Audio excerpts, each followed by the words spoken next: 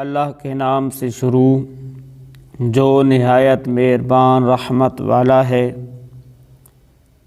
اور جب تمہیں کسی لفظ سے سلام کیا جائے تو تم اس سے بہتر لفظ سے جواب دو یا وہی الفاظ کہہ دو۔ بے شک اللہ ہر چیز پر حساب لینے والا ہے۔ اللہ ہی ہے جس کے سوا کوئی عبادت کے لائق نہیں، اور وہ ضرور تمہیں قیامت کے دن اکٹھا کرے گا جس میں کوئی شک نہیں، اور اللہ سے زیادہ کس کی بات سچی۔ تو تمہیں کیا ہوا کہ منافقوں کے بارے میں دو گروہ ہو گئے، حالانکہ اللہ نے ان کے اعمال کے سبب ان کے دلوں کو الٹا دیا ہے۔ کیا تم یہ چاہتے ہو کہ تم اسے راہ دکھاؤ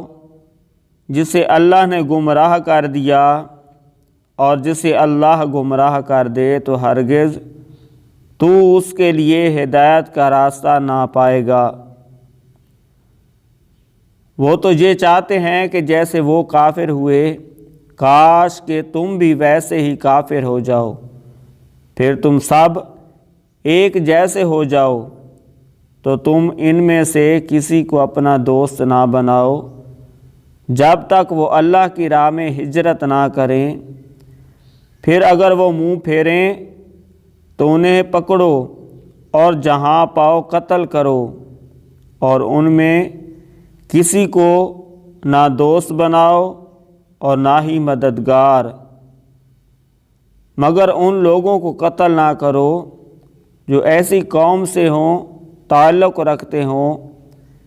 کہ تمہارے اور ان کے درمیان امن کا معاہدہ ہو،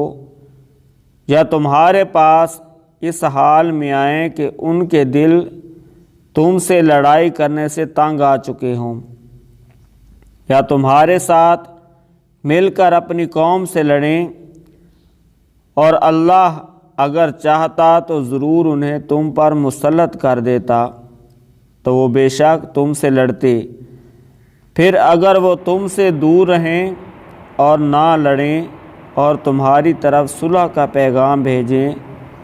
تو صلح کی صورت میں اللہ نے تمہیں ان پر لڑائی کا کوئی راستہ نہیں رکھا۔